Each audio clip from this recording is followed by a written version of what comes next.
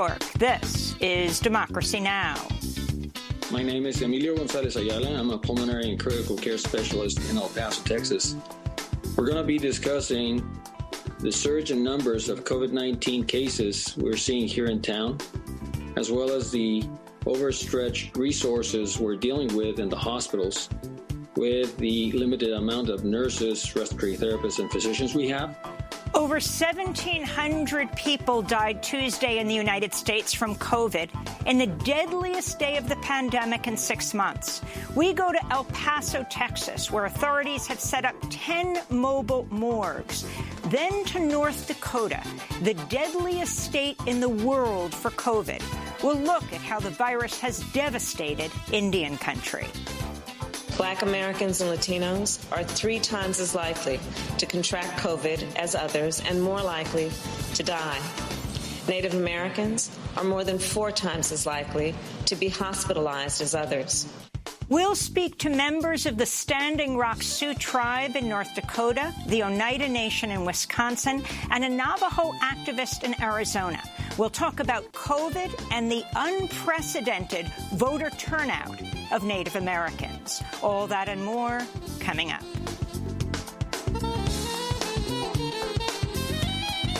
Welcome to Democracy Now!, democracynow.org, The Quarantine Report. I'm Amy Goodman. Over 1,700 people died in the United States Tuesday from COVID-19 in what's been described as the deadliest day of the pandemic in 6 months. The overall U.S. death toll is approaching a world high of 250,000. At least 20 states have broken new records for COVID-related hospitalizations.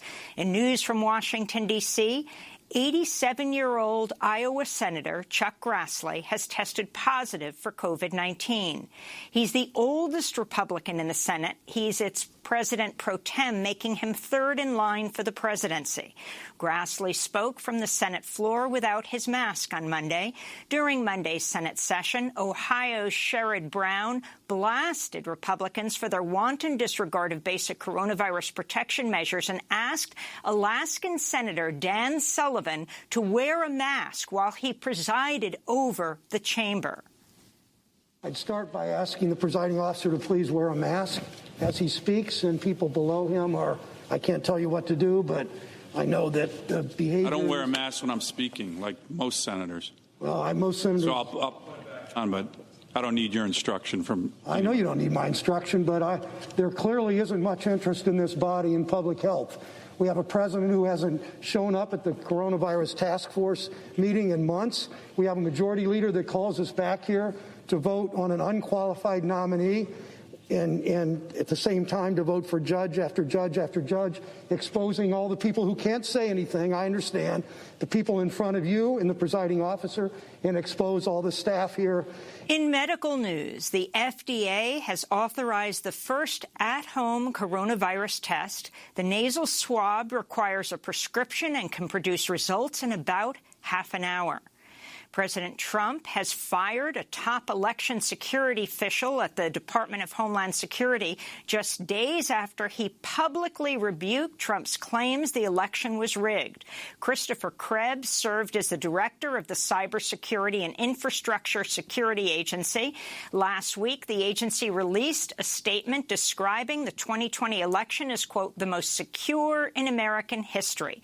Trump fired Krebs via a message on Twitter. Krebs responded with a tweet saying, "Honored to serve, we did it right, defend today, secure tomorrow, #protect 2020.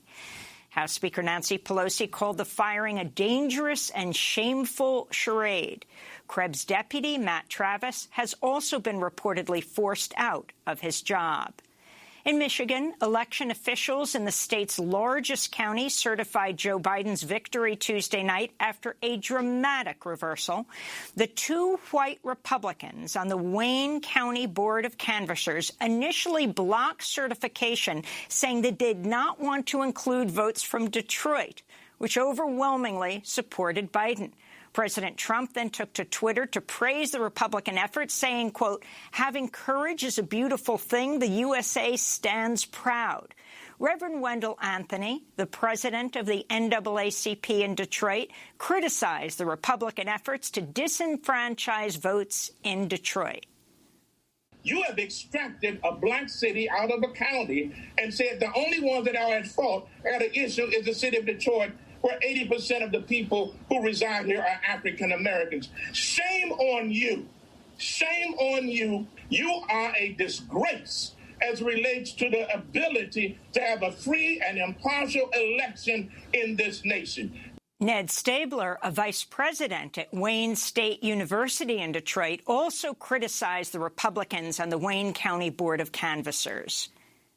I just want to let you know that the Trump stink, the stain of racism that you, William Hartman, and Monica Palmer have just covered yourself in, is going to follow you throughout history. Your grandchildren are going to think of you like Bull Connor or George Wallace. President-elect Joe Biden announced more senior White House appointments Tuesday, among them Louisiana Congressmember, former Congressional Black Caucus Chair Cedric Richmond, who's been tapped to lead the White House Office of Public Engagement. Climate activists slammed the decision, with Sunrise Movement's Varshini Prakash saying, quote, "Today feels like a betrayal because one of President-elect Biden's very first hires for his administration has taken more donations from the fossil fuel industry during his congressional career than any other Democrat," she said. Sunrise Movement also accused Richmond of ignoring members of his community who have suffered from toxic pollution and sea level rise. The Senate voted Tuesday to block the confirmation of Trump nominee Judy Shelton to the board of the Federal Reserve.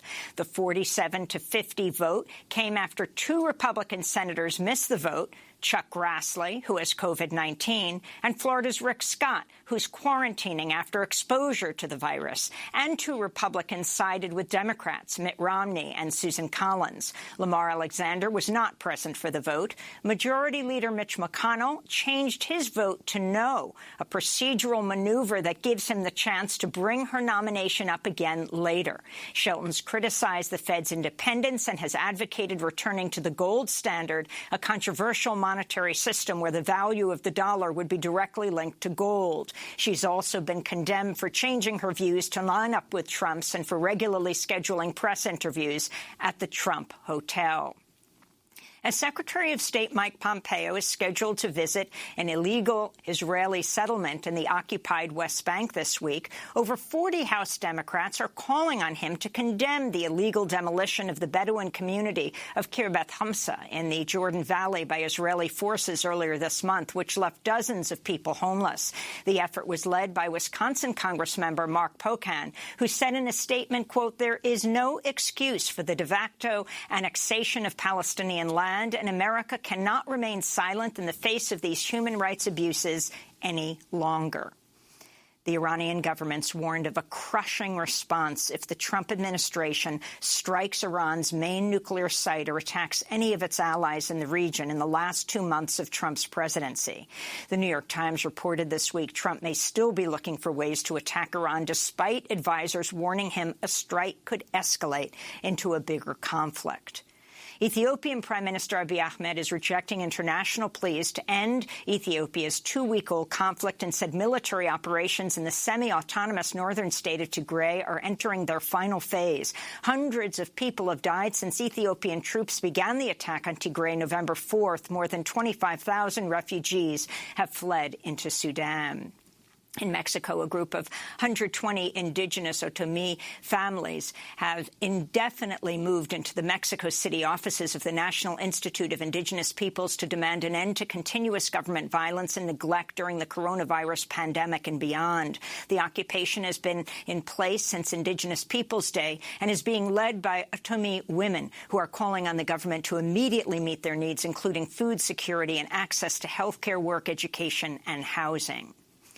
The U.S. government's agreed to drop all charges against Mexico's former Defense Secretary, General Salvador Cienfuegos, and to allow for his return to Mexico. Cienfuegos was arrested at Los Angeles International Airport in October and indicted on money laundering and drug trafficking charges. He had been accused of working with the Beltran-Leyva cartel to arrest and torture rivals in exchange for bribes. The Mexican government has not committed to arrest or charge Cienfuegos. He served as Defense Secretary under former President Enrique Peña Nieto. Back in the United States, President Trump is pushing through new rules making it harder for people to obtain government benefits. A new regulation will make it harder for people who are denied disability benefits to appeal by allowing the Social Security Administration to use its own lawyers to hear the appeals instead of administrative law judges who are more independent. Meanwhile, two pending rules would restrict eligibility criteria for food assistance, potentially kicking millions off the government plan. The Supreme Court Monday denied a request by elderly prisoners to require stronger pandemic precautions at a Texas prison, despite older people being much more vulnerable to the coronavirus. This comes as a group of prominent religious leaders and peace activists have called on New York Governor Andrew Cuomo to grant clemency to 76-year-old David Gilbert, a Weather Underground activist who's been behind bars for nearly 4 decades for his role in the murder of 2 police officers and a security guard in 1981. The letter to Governor Cuomo was signed by Nobel Peace Laureates, including Archbishop Desmond Tutu and the families of Martin Luther King Jr. and Mahatma Gandhi. And here in New York, ahead of an expected travel boom next week for Thanksgiving, airport workers rallied at LaGuardia Tuesday to demand Governor Andrew Cuomo sign the Healthy Terminals Act, which would provide 25,000 frontline airport service workers with access to health insurance. The majority of the workers are Black, brown, and immigrants. This is SEIU Local 32 BJ President Kyle Bragg. It is clearly a matter of life and death for these workers. This matter is a matter of humanity and of justice, and what side we will be on and remembered for in this crisis. Did we stand up for workers? Did we stand up for the airport workers, the essential workers who keep this place moving? Will they have the comfort and the security of a health care plan? And those are some of the headlines. This is Democracy Now!, democracynow.org, The Quarantine Report. I'm Amy Goodman in New York, where the COVID numbers are going up, joined by my co-host Juan Gonzalez in New Jersey, where the numbers are escalating alarmingly. Hi, Juan. Hi, Amy, and welcome to all of our listeners and viewers across the country and around the world. Well, over 1,700 people died from COVID Tuesday in the United States. It's the deadliest day of the pandemic in at least 6 months. As public health officials across the country brace for a COVID-19 surge from the Thanksgiving holiday and already record-high infection rates, some Republican governors are dropping their resistance to mask mandates, including Iowa Governor Kim Reynolds, who imposed a limited mask mandate Tuesday. But many of these same governors continue to hold off on implementing other public health measures. In Texas, where coronavirus cases have reached record highs for a second time in the pandemic, Governor Greg Abbott says no new lockdown is coming. He's even pushing back on local policies in places like El Paso County, along the Mexico border, which is facing one of the worst COVID-19 outbreaks in the country, after the Texas Attorney General sued to stop and order closing non-essential businesses in El Paso. A Texas appeals court agreed with the challenge Thursday, which allowed businesses to open the next day. About 80% of El Paso residents are Latinx. The county now has 10 mobile morgues to hold bodies. Some prisoners are being paid just $2 an hour to move the bodies, as the numbers of cases and deaths has completely overwhelmed the hospitals. They are moving the corpses. A traveling nurse who worked at the El Paso University Medical Center spoke out about what she called a horrific scene for patients with COVID-19. In a Facebook video earlier this month, Luana Rivers also described a room she calls the pit, where she says patients were sent to die with minimal treatment. They did not aggressively treat them as they should have. And according to their staff, the doctors at the hospital wasn't aggressive before COVID, but even with COVID. So I saw a lot of people die that I feel like shouldn't have died. Y'all, that assignment there broke me. I was put in what's called a pit. And in this pit was 8 patients, all COVID positive. My first day of orientation, I was told that whatever patients go into the pit, they only come out in a body bag. The patients that we coded, we were not allowed to bag them because we would get too much exposure, which I hadn't seen. And because they were COVID positive, this hospital's policy was they only get 3 rounds of CPR, which is only 6 minutes. There's, out of all the codes that we had there, there's not a single patient that made it. Y'all, this, when I say this assignment here, like literally almost destroyed me. Like I called my husband from there, I called my best friend from there, and I just cried.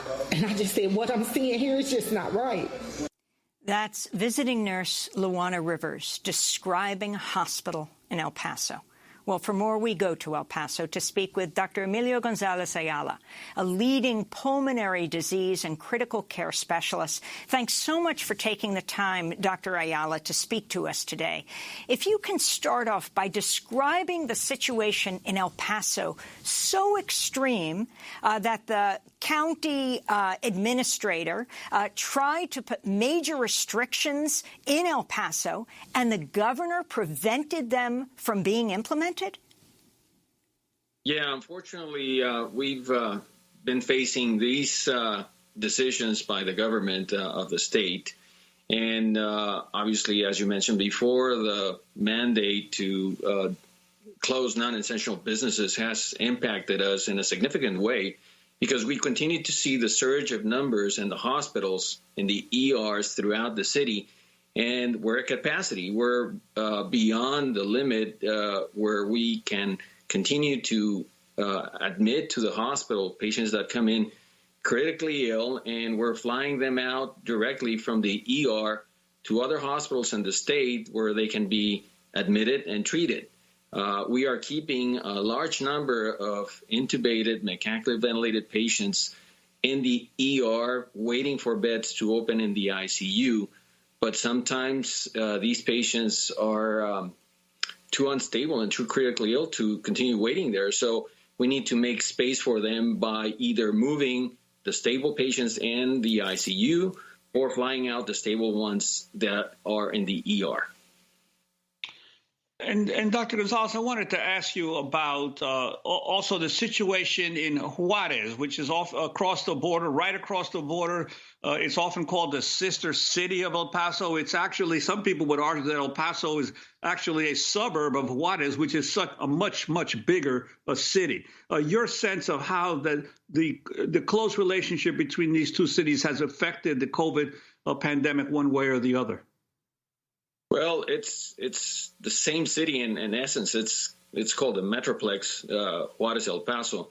And obviously, we have a lot of patients that are U.S. residents and U.S. citizens that reside in the other side of the border, and they can come in legally, obviously, and request to be seen and treated in El Paso as they're rightly citizens or residents.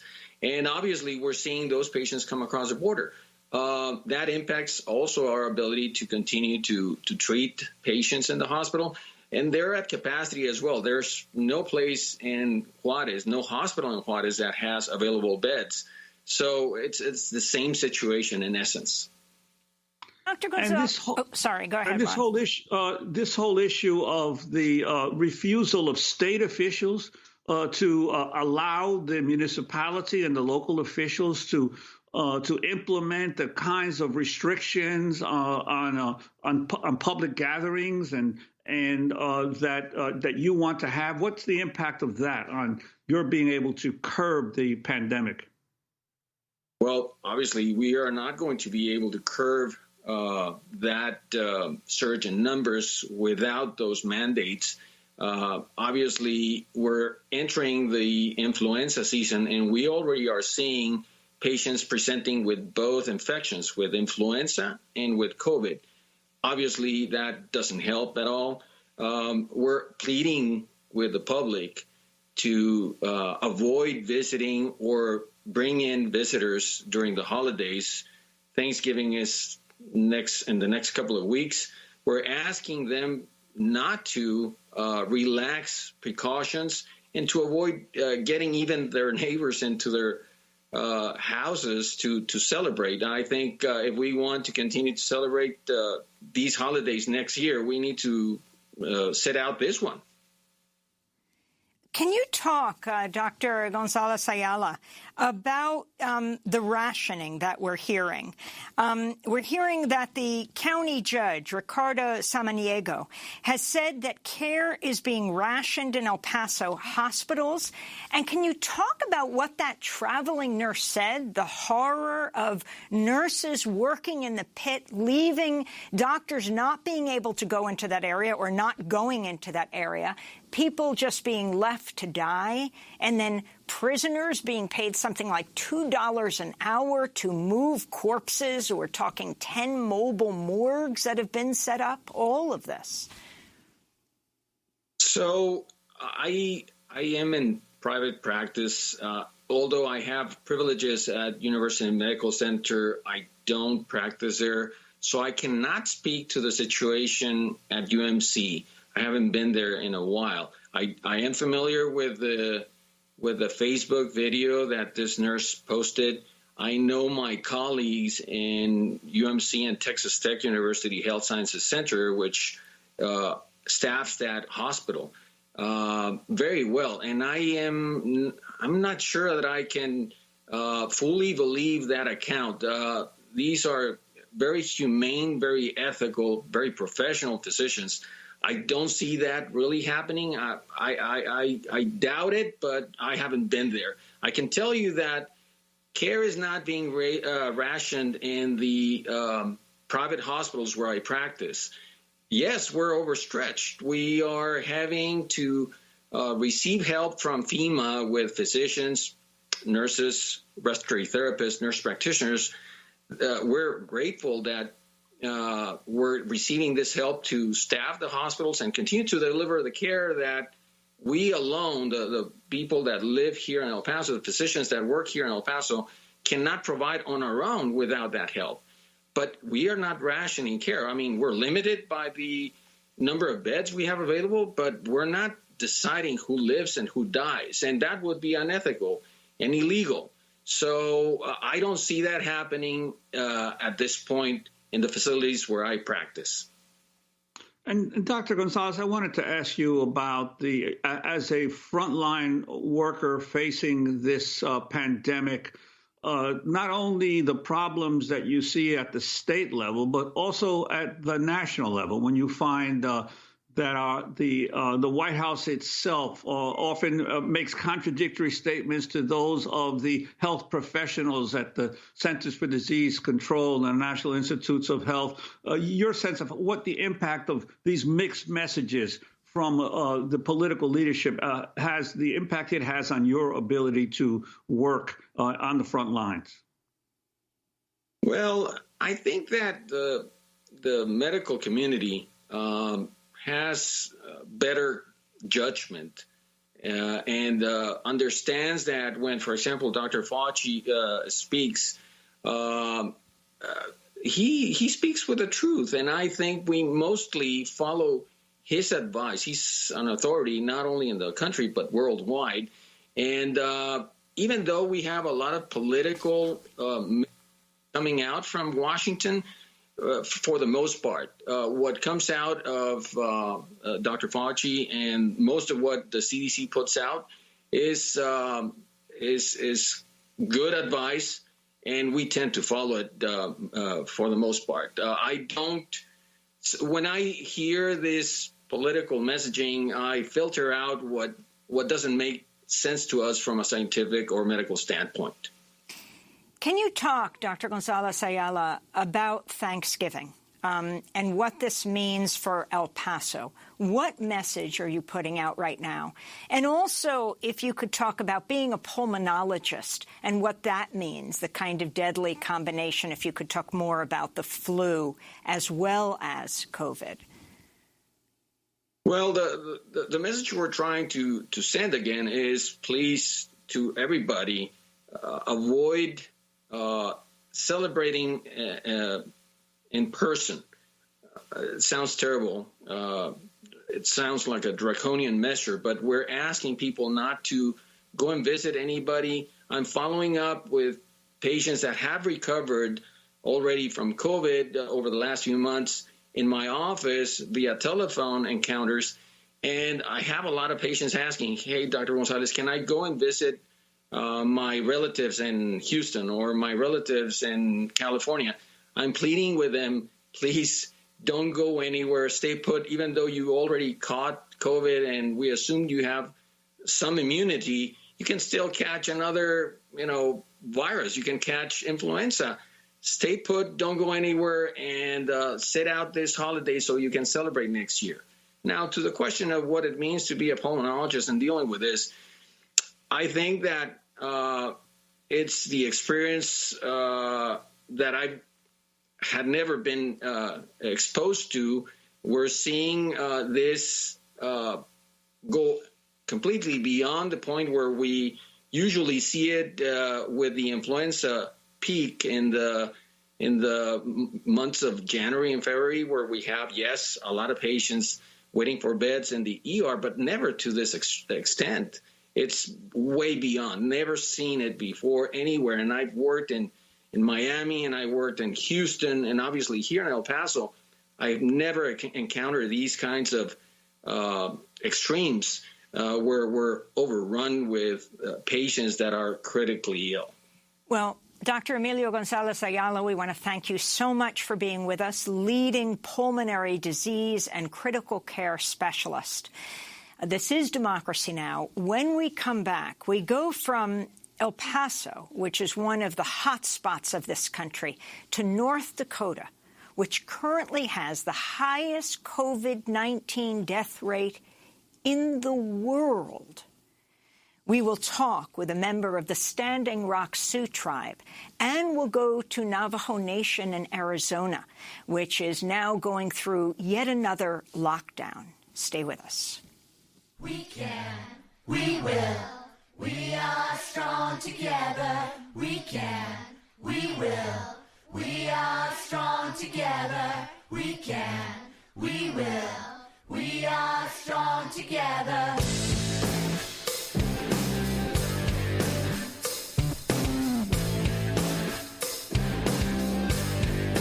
No, no, no, no, no. It wasn't always perfect.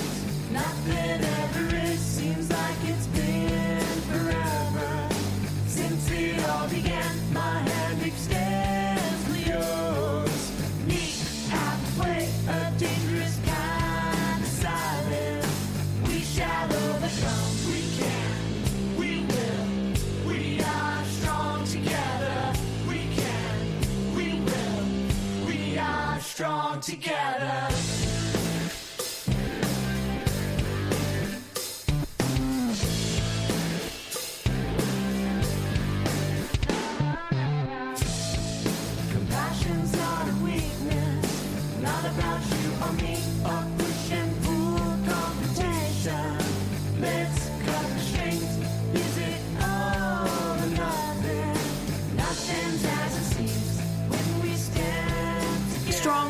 By C. Hassan. This is Democracy Now! I'm Amy Goodman with Juan Gonzalez. This is the Quarantine Report as we go to North Dakota, which currently has the highest COVID-19 death rate of any state or country in the world, with 1 in every 1,000 residents dead from the virus. South Dakota's death rate is nearly as bad, after both state governments spent months downplaying the crisis, the Republican governors refusing to issue mask mandates until just recently in North Dakota. Over the weekend, facing rapidly spiking numbers, North Dakota's Governor Doug Burgum finally declared a statewide mask mandate, limited indoor restaurant capacity, and shut down high school sports. The move came just a week after he said infected but asymptomatic healthcare workers should still work and treat COVID-19 patients at hospitals. Meanwhile, the right-wing South Dakota Republican Governor Kristi Noem, a close Trump ally who welcomed him to Mount Rushmore, continues to deny the crisis, will not issue a mask mandate. A South Dakota emergency room nurse told CNN she's treated many patients who deny COVID-19 as making them ill, even as they're hospitalized and die of the disease. As COVID-19 ravages the Dakotas, we turn to look at how the rapid spread of COVID-19 is affecting Native American communities, which have already faced disproportionate infection and death rates throughout the pandemic. We're joined by Jody Archambault. She's a citizen of the Standing Rock Sioux Tribe, the former special assistant to President Obama for Native American Affairs for the White House Domestic Policy Council. She's in the capital of North Dakota. She's in Bismarck. She's also the sister of the former chair of the Standing Rock Sioux, Dave Archambault. And in Farmington, New Mexico, we're joined by Ali Young, a citizen of Navajo Nation, founder of Protect the Sacred. We welcome you both to Democracy Now! Jody, let's begin with you. North Dakota has the deadliest COVID death rate in the world. Can you talk about its effect on the Native American community there, of which you are a part? Thank you, Amy. Sure. I would just like to say that this has been a tough several months, just hoping that the government takes action. The state government, the way that they behave and the way that they react affects our people directly, mostly because we have some of the highest rates of the underlying conditions that make COVID-19 a deadly disease. And so we're having a lot of people perish. We're having a lot of death, a lot of hospitalizations, and it's affecting us in ways that is not widely known by the rest of America. We have very few years. We have about maybe a decade, maybe 15 years where we have to save our language, our Lakota language, our Dakota language. We also have other tribes in North Dakota who, like the Arikara, the Mandan, and the Hidatsa, most of the speakers of our languages are over the age of 70.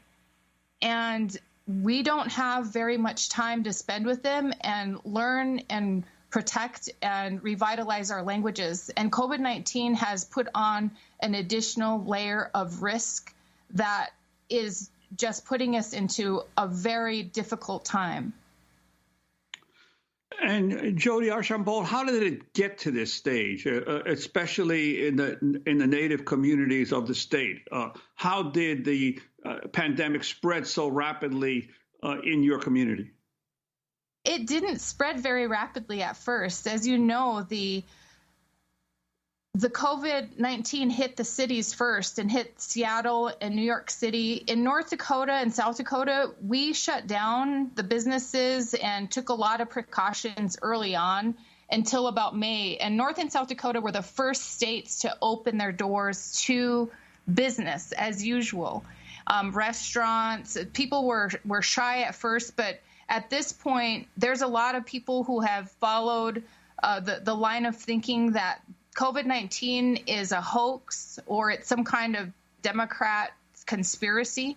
And a lot of people refuse to wear masks, even with the mask mandate.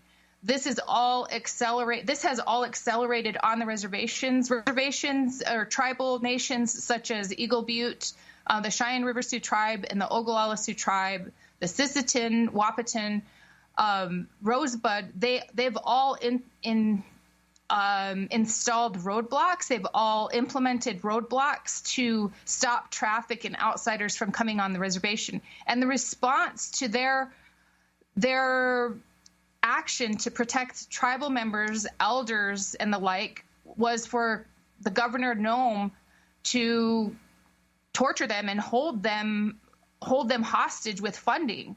She's coordinated with the Trump administration to make it difficult to receive the federal resources that are allocated to the tribal governments, and have used that as a stick for them to try to force them to take the roadblocks down.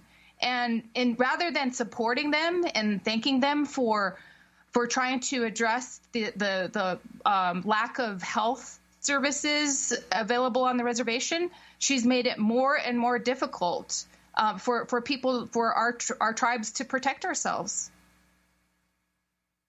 Dakota governor, can you talk about his originally saying that people who are healthcare workers who test positive for COVID should remain working if they are asymptomatic and treat COVID-19 patients, and Governor Burgum then being forced to back down after the outcry, saying no to a mask mandate, then saying yes?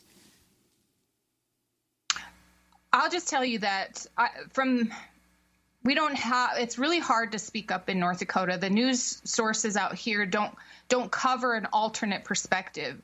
But I will say that the Nurses Association and Advocacy Group did issue a press release after Governor Burgum said that they could go back to work while they were testing COVID positive.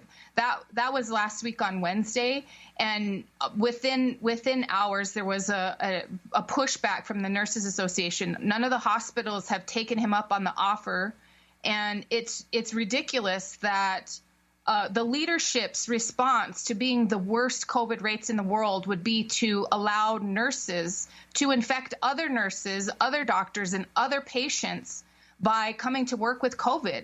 It's the most preposterous type of government action that I've ever heard of. So the business of the hospital is asking for this kind of, I guess, allowance to allow sick people without symptoms to come and spread.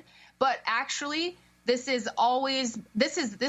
situation that we're talking about is the lack of compassion for those elders, not just Native elders, but all elders, all people with underlying health conditions like cancer.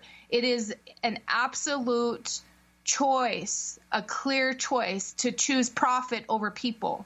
So the governor isn't putting people first, he's putting profit first. And the same with Governor Noem down in South Dakota.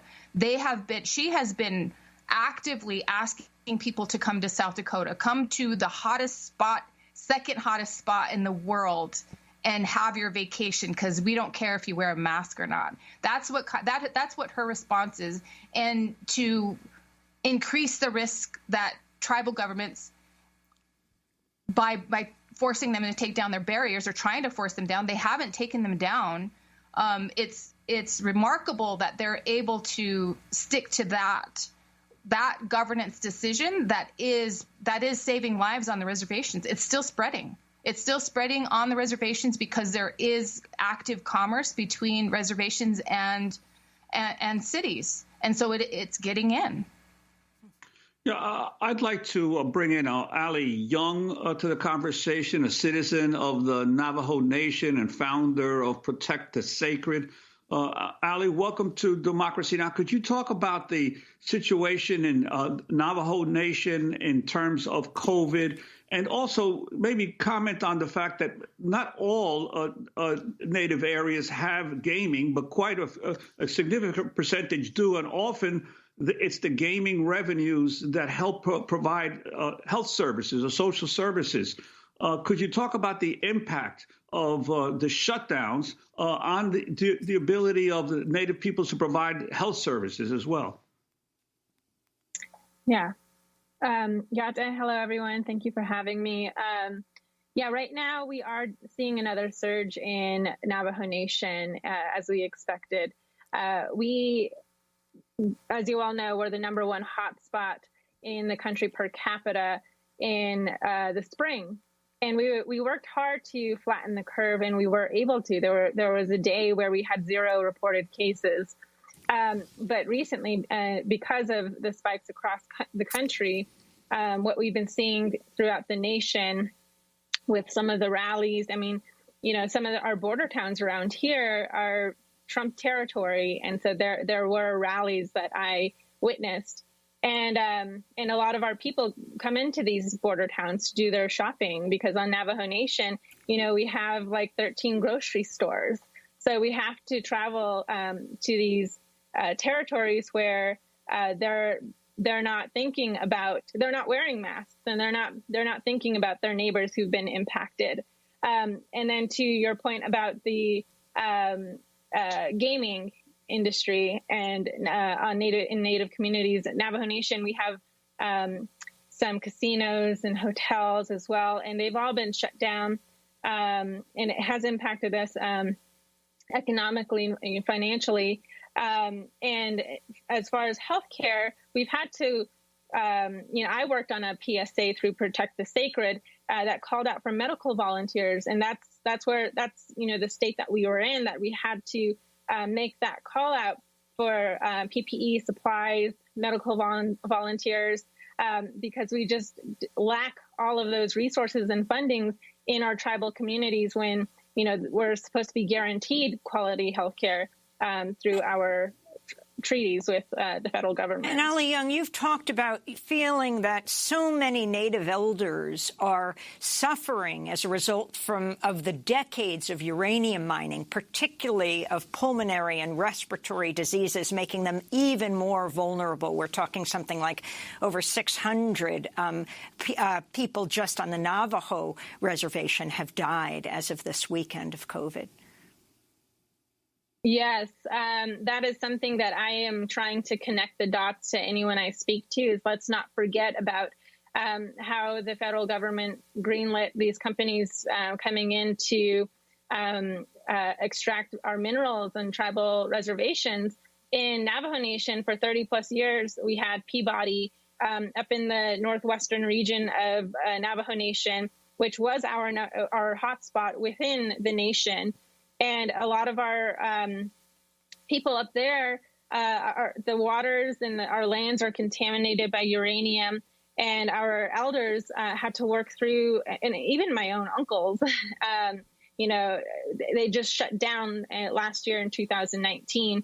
So a lot of our people have worked through those unsafe environments, and certainly have those pre-existing and underlying conditions that we need to consider, and why we're so vulnerable to this virus. We're going to break and then come back to talk about what Native Americans can do, and that has to do with voting, which certainly people came out in force. We'd like to ask you to stay with us, Ali. We're also going to be joined by Native American from Wisconsin. But Jody Archambault, in this last 30 seconds that we have you, can you overall talk about the massive voter turnout, at least increase in Native American turnout, not noted in the mainstream media? Sure. I just want to say that despite the risk of being exposed to COVID, the numbers were incredible. And I think that this is something that is often overlooked by mainstream media, only because mainstream media has a tendency to leave out the full picture when it comes to Native Americans. In fact, CNN did an infographic, and they did a breakdown of all the different people who voted in the election. And for Native Americans, they didn't have us labeled as Native Americans. They called us something else. We have that actual graphic right here. It says white, it says Latinx, it says black, and then or Latino, black, and then something else, and then Asian. Yep. Yep. And social media, we are very much, our resiliency is through our humor. And so it just took off. Everybody kept saying, like, Custer said, yeah, they sure are something else, Custer from the last couple of centuries ago. And a lot of people have just taken it as a call to try to bring attention to the people at CNN, to the people at the mainstream who just continuously don't see us. They don't see us, and it's intentional because we are a reminder of the bloodshed that it took to make this country. We're not congruent with the American dream, and we're still here. We're actually leading the way on how to handle pandemics because we've been through so many of them, and it's so much ingrained in our communities that we're not seeing this as we're not victims in this. We're actually ready to fight. We're ready to push back and do what we can to protect ourselves because it's the only way we've made it this far. And we know that people in America don't see us, so we have to do it for ourselves. Yeah, and Jody, I wanted to comment on this because I also, when I saw this figure of something else or other in these exit polls, tried to dig down a little deeper into what was behind it, especially since it had appeared to grow by about a percentage point from the previous election. It turns out that this is a catch-all placeholder where they include people who identify themselves as multiracial, people who declined in the exit polls to identify their race, and also Native Americans. So it's a catch-all, which it's indefensible, but it is a complex number. And it turns out that about 2/3 of those who identified as other or something else voted for Joe Biden versus Donald Trump. So it's a shortcut for the exit poll people not have to do a better job of being able to parse the various parts of the electorate. Well, we want to thank Jody Archambault for joining us, citizen of the Standing Rock Sioux tribe in North Dakota. And we're going to continue on this issue that Juan is just addressing with Ali Young, who led horseback riders to the polls. She's a citizen of the Navajo Nation, founder of Protect the Sacred. And we're going to go to Wisconsin to speak with a Native American man who's been analyzing the Native American vote. No, it's not something else. It is the Native American nations of this country. Stay with us. I'm gonna take my horse to the voting poll. I'm gonna vote until I can't no more. I'm gonna take my horse to the voting poll. I'm gonna vote until I can't no more. Take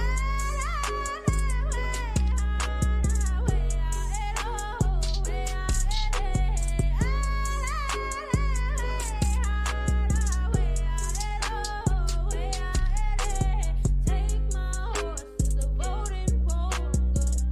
Vote until I can't no more. I'm gonna take my horse to the voting poll. I'm gonna vote until I can't no more.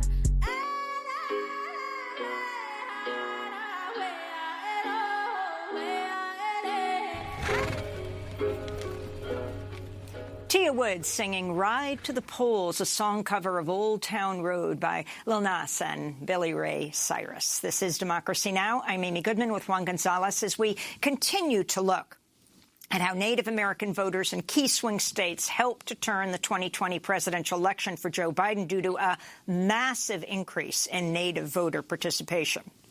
As we reported on election night, CNN sparked swift backlash after posting an image of voter demographics, which included a racial category labeling Native American voters as, quote, something else. They would later apologize. In fact, it was Native American voters who helped flip several states for Biden in this year's presidential showdown. In Arizona, a state that has not gone blue since 1996, Navajo voters turned out in much higher rates than 2016. After a massive grassroots effort to get out the vote. In Wisconsin, where Biden won by just 21,000 votes, there was also a surge in Native American voter participation that helped turn the state blue. Trump won Wisconsin in 2016. For more on voting in Indian country and the critical role Native voters played in this election, we're joined from Wisconsin by Burton Warrington. He's president of Indian Advocate Group. He is a lawyer who served in the Interior Department He is Menominee, Potawatomi, and Ho-Chunk. Still with us in Arizona is Ali Young, a citizen of the Navajo Nation and founder of Protect the Sacred. Ali, if you could start off by talking about what you did in Arizona. Talk about the horseback ride that you took. Actually, I understand you're now in New Mexico. Yes, I am. Yeah, my mom lives here in New Mexico, and so I'm with my sister and my mother right now.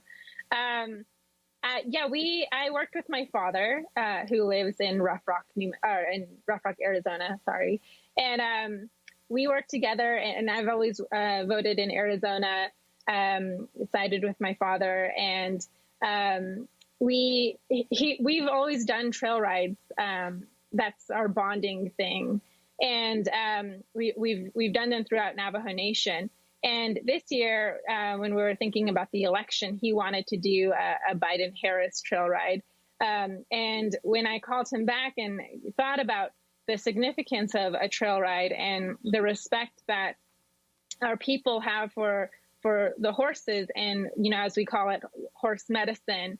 And horse medicine is when you are in rhythm with the horse and almost in sync, and you're reconnected and refocused as you ride in our own homelands and are reminded of exactly what our ancestors have fought for, our lands to still be in our own homelands, and our cultures, and also our right to vote. So I went back to my father and I said, so what's happening with the trail ride? And he said, yeah, I don't know. I don't think we're going to do it. And I said, I think we should do it. But with Protect the Sacred, I have to be nonpartisan.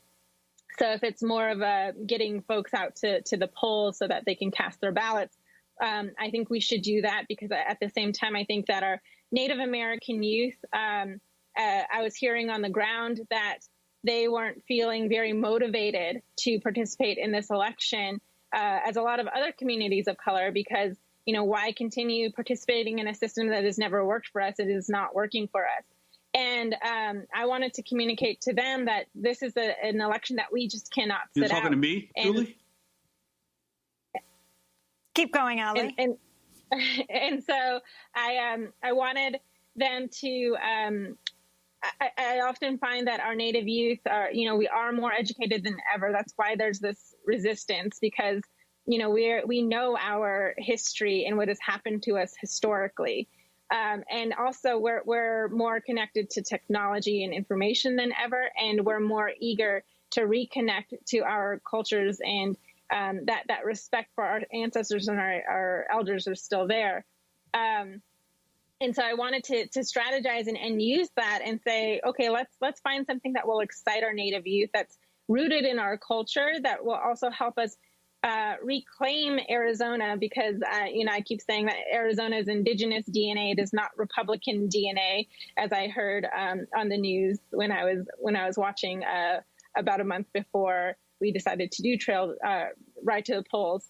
And that's what really motivated me, is because Arizona has this deep history of many tribal communities, and it is not just a place where white conservatives go to retire. And this is our homeland, and I called on my people, let's show up, let's show them that we're still here, let's be represented, let's make sure that we have a seat at the table and that our voices are heard. And so that's why it was so important, and I'm so happy that a lot of young people did come out.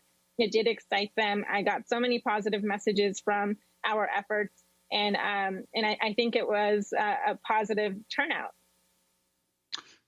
And Ali, I wanted to ask you about that. What were the results? What you've been able to tell? Not so much, obviously, because the exit polls didn't factor in or count Native American votes. But what's been the results and the actual vote totals that you've been able to see so far? Yeah, well, I believe around 60-something thousand Navajos in Navajo Nation. So we, Coconino County, Navajo County, which is where I did all of my work and I vote in Navajo County, and Apache County, they all overlap the Navajo Nation. And in those areas, Navajo people turned out to vote. I think 84% of those who had registered turned out to vote, and 97% of those who cast their ballot voted for Joe Biden. And that's just incredible. That just shows the contribution of the Native vote in key swing states, and not only the Navajo Nation, but there is a map that compares tribal communities, and all of those tribal communities voted blue. And so we came out strong. I think we did do a great job in reclaiming Arizona, saying that we're still here, that we've always been here, and that now, we're going to keep working to hold this new administration accountable as well. You not only organized Navajo voters, Ali, but one of the hardest groups, not so much to organize, to get out in the streets, to be activist, but to actually vote. And that's young people. Maybe it's because of your last name, Ali Young, but you sure managed to galvanize a lot of young people. What kind of message do you have for what is the most effective way to get first-time voters involved, to make them feel like they really are making a difference when it's, they haven't done this before? Well, my strategy was all around, you got to think about what we're working with. And with young people, we are very tuned in to social media. So definitely it is a powerful tool. So connecting with them that way, we had a huge social media strategy. And also, layering in the cultural revitalization and is particularly with Native youth, and but also I think with a lot of other youth across other communities of color, because I think we're in this amazing moment where all of our communities of color are reconnecting to our cultures and really proud of who we are and where we come from. So using that and saying let's show up in that way. Let's show through social media, fighting for our representation. That takes work, and we have to, we're not just going to automatically, be talked about in the media. We have to show up, and that's the messaging that I used, especially for, for Native people who were too often invisible in the media. We're called something else. And so, let's turn that on its head. Let's show them that we're still here. We're not going away. And we're gonna make our statements. And I think that's really effective with especially our leaders, our young leaders today. We are very progressive. We are, I think, as Native people, we're innately activist and political. Because we're not even supposed to be here. That's definitely the messaging Ali, and strategy that I use. Ali, we have less than a minute left, but I'm wondering just if you could quickly say what your main expectations are of the new Biden administration's policy toward the Native American people. Yeah, well, we're definitely going to be making sure that we're represented, especially when it comes to climate change. We do want a seat at the table. We want to be in that conversation because we have just incredible knowledge about how the ways that we respect Mother Earth, that we honor Mother Earth, and those are things that will end up saving Mother Earth. And so learning from us and collaborating with us, and also on issues of we're still in COVID-19 and it's still severely impacting our tribal communities. So we're expecting them to work with us and helping us to bring the funding and the aid that we need, because $8 billion was not enough in the initial stimulus package. We want to thank you so much, Ali Young, for being with us. Citizen of the Navajo Nation, organized throughout Arizona, is in New Mexico now, and founder of Protect the Sacred. And we will bring you Burton Warrington, Menominee, Potawatomi, and Ho-Chunk at democracynow.org to talk about the critical Native voter count in Wisconsin. This is Democracy Now! I'm Amy Goodman with Juan Gonzalez. Stay safe, wear a mask, save lives.